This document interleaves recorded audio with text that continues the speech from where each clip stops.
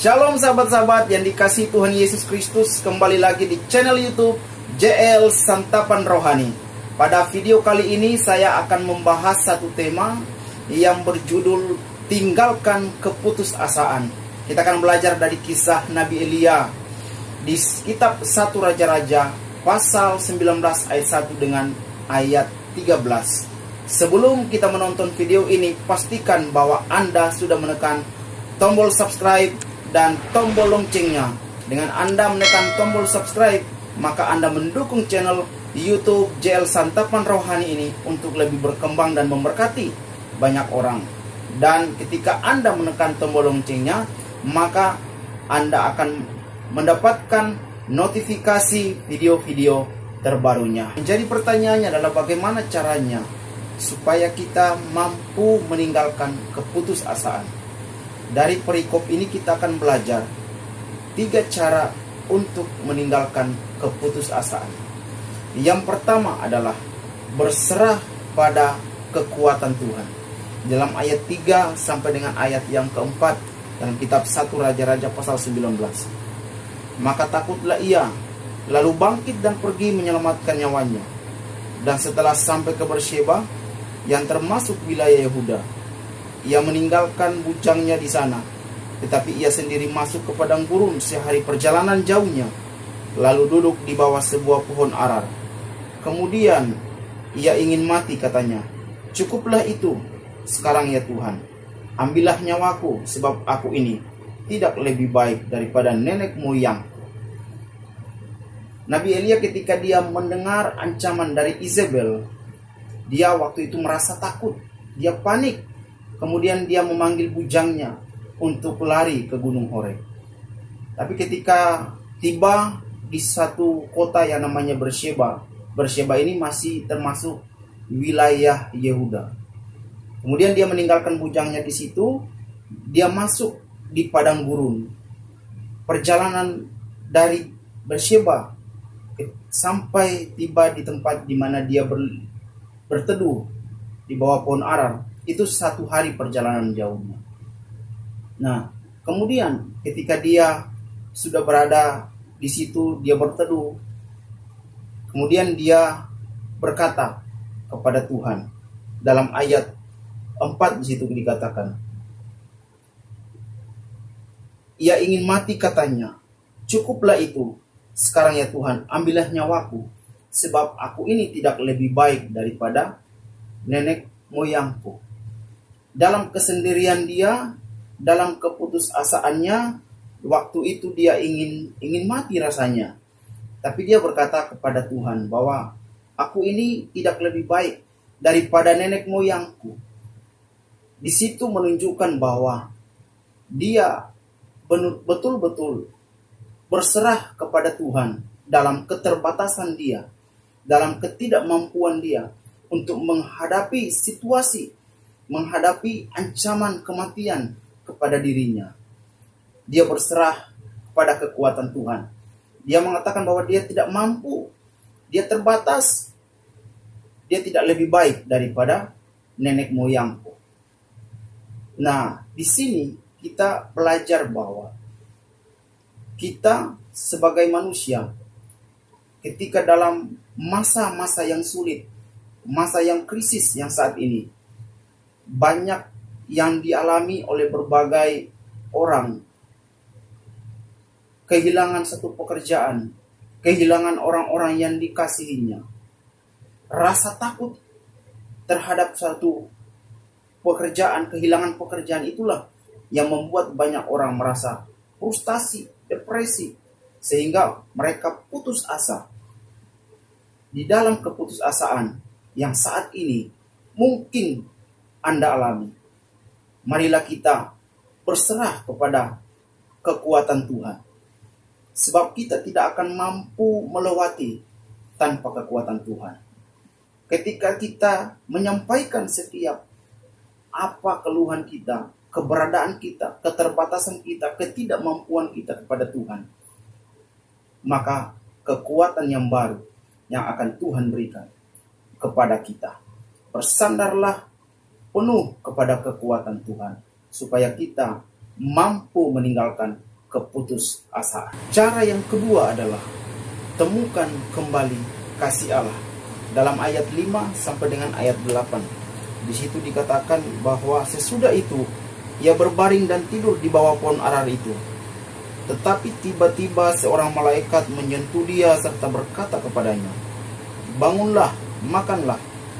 Ketika ia melihat sekitarnya, maka pada sebelah kepalanya ada roti bakar dan sesudah kendi berisi air. Lalu ia makan dan minum, kemudian berbaring pula. Tetapi malaikat Tuhan datang untuk kedua kalinya dan menyentuh dia dan berkata, "Bangunlah, makanlah, sebab kalau tidak, perjalananmu nanti terlalu jauh bagimu." Ayat 8. Maka bangunlah ia, lalu makan dan minum, dan oleh kekuatan makanan itu ia berjalan 40 hari 40 malam lamanya sampai ke gunung Allah, yakni gunung Horeb. Nabi Elia ketika dia kesendiriannya, setelah dia sudah menyampaikan setiap keluhan dia kepada Tuhan, maka dia berbaring di bawah pohon arar itu, di mana dia berteduh. Ketika dia berbaring, malaikat Tuhan datang menghampiri dia, membangunkan Elia, dan ketika dia bangun, malaikat itu sudah menyiapkan roti bakar dan air minum. Kemudian Elia bangun, dia makan, dia sudah diminum, tidur lagi. Kedua kalinya malaikat datang menghampiri dia, membangunkan dia, kemudian menyiapkan roti bakar dan menyiapkan air minum. Dan berkata malaikat itu kepadanya, "Bangunlah, sebab masih jauh perjalanan." Kemudian dia makan dan minum. Setelah dia makan dan minum, dia mendapatkan kekuatan yang baru. Dia mampu berjalan 40 hari 40 malam lamanya sampai dia di gunung Horeb yang disebut dengan gunung Allah. Nah, pada saat ini Nabi Elia menemukan kasih Tuhan kepada dia. Sesudah dia berkeluh kesah kepada Tuhan, menceritakan setiap apa yang dia alami, ketidakmampuan dia kepada Tuhan, Tuhan datang mengasihi dia. Tuhan datang menghampiri dia. Tuhan memberi dia makan dan minum, sehingga dia mendapatkan kekuatan yang baru untuk mampu berjalan selama 40 hari dan 40 malam ke gunung Allah. Hari-hari ini, apa yang dialami oleh Nabi Elia, mungkin itu dialami oleh kita. Ada orang yang mengalami putus asa oleh karena orang-orang yang sudah meninggalkan dia. Baik itu orang yang dikasihnya, sahabat-sahabatnya, ketika kehilangan satu pekerjaan, banyak orang meninggalkan dia. Keputusasaan itulah yang harus kita beritahukan, sampaikan melalui setiap doa-doa kita kepada Tuhan. Tuhan tidak pernah meninggalkan saudara dan saya. Tuhan tidak pernah membiarkan kita menghadapi situasi yang sulit. Tuhan adalah Allah yang mengasihi kita. Temukan kasih Tuhan kembali. Apabila hari-hari ini Anda sudah jauh meninggalkan Tuhan, kembalilah kepada kasih Kristus. Kembalilah kepada kasih Tuhan. Maka kekuatan yang baru akan Tuhan berikan. Kita akan mampu melangkah jauh dari sini, dari apa yang kita alami. Sebab kasih Tuhan melampaui segala apa yang Nabi Elia bayangkan. Kasih Kristus kepada kita melampaui segala apa yang akan kita bayangkan. Saya berkata hari-hari ini bahwa apa yang tidak pernah kita pikirkan dalam situasi dan keadaan yang saat ini akan Tuhan lakukan dalam hidup kita. Kemampuan Tuhan akan Tuhan berikan kepada kita untuk mampu melewati keadaan ini. Oleh karena itu, janganlah putus asa, kembalilah kepada kasih Kristus. Cara yang ketiga adalah tinggal tenang bersama Tuhan. Dalam ayat 11 sampai dengan ayat 13 itu dikatakan, lalu firman-Nya, keluarlah dan berdiri di atas gunung itu di hadapan Tuhan. Maka Tuhan lalu, angin besar dan kuat, yang membelah gunung-gunung dan memecahkan bukit-bukit batu, mendahului Tuhan. Tetapi tidak ada Tuhan dalam angin itu. Dan sesudah angin itu datanglah gempa, tetapi tidak ada Tuhan dalam gempa itu. Dan sesudah gempa itu datanglah api, tetapi tidak ada Tuhan dalam api itu. Dan sesudah api itu datanglah bunyi angin sepoi-sepoi basah. Segera sesudah Elia mendengarnya, ia menyelubungi mukanya dengan jubahnya, lalu pergi keluar dan berdiri di pintu gua itu.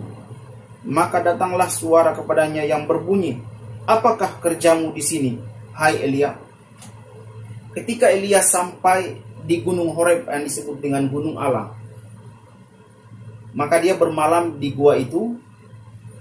Kemudian Tuhan datang menghampiri dia, dan Tuhan berfirman kepada dia, bertanya kepada Nabi Elia, hai Elia, apakah kerjamu di sini? Dalam ayat 10, Elia berkata dan menjawab Tuhan, aku bekerja segiat-giatnya bagi Tuhan Allah, karena orang Israel meninggalkan perjanjianmu, dan nabi-nabimu dibunuh oleh orang Israel. Nah, ini jawaban Nabi Elia kepada Tuhan ketika Tuhan bertanya, apakah pekerjaanmu? Dalam waktu di mana dia kesendiriannya, ketika dia bermalam di gua yang ada di gunung Horeb, Tuhan bertanya kepada dia, dia menjawab apa? Aku bekerja segiat-giatnya untuk Tuhan di dalam gua itu. Ini menunjukkan bahwa ketika dia tinggal tenang bersama dengan Tuhan, menunggu Tuhan, menanti-nantikan Tuhan, Tuhan datang kepada dia. Dan Tuhan berfirman kepada Nabi Elia untuk supaya dia keluar dari gua itu untuk berdiri di atas gunung. Kemudian Elia keluar di depan pintu gua itu, datanglah angin. Yang pertama angin badai yang datang, tapi tidak ada Tuhan. Dia tidak mendengarkan Tuhan. Kemudian datanglah, sesudah angin datanglah gempa, dan dia mendengar tidak ada Tuhan juga di situ. Yang ketiga, setelah gempa datanglah api. Dia tidak mendengar suara Tuhan juga di situ.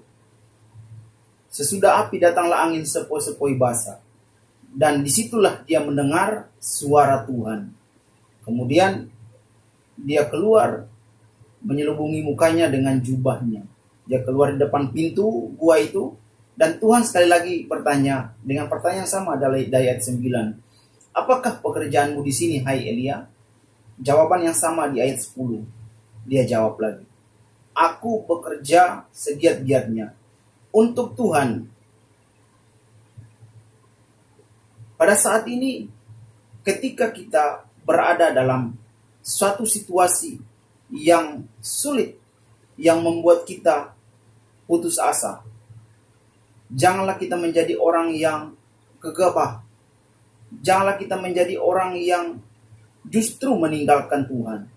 Tetapi biarlah kita adalah orang-orang yang menunjukkan hidup kita untuk terus tinggal tenang bersama dengan Tuhan. Maka Tuhan akan datang menghampiri kita.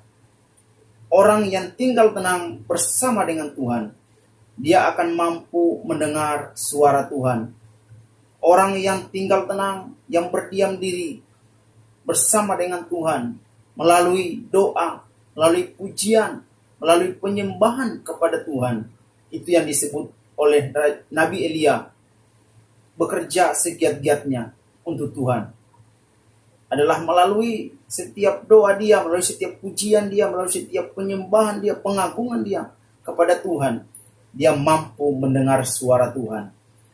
Ketika datang gempa, datang badai, datang api, tidak mendengar suara Tuhan. Tapi ketika dalam angin sepoi-sepoi, dia mendengar suara Tuhan.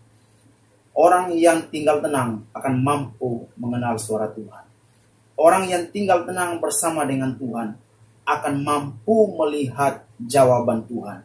Orang yang tinggal tenang bersama dengan Tuhan akan mampu melihat jalan keluar yang Tuhan lakukan dalam hidupnya. Rancangan Tuhan dalam hidup kita adalah rancangan yang damai sejahtera, bukan rancangan kecelakaan.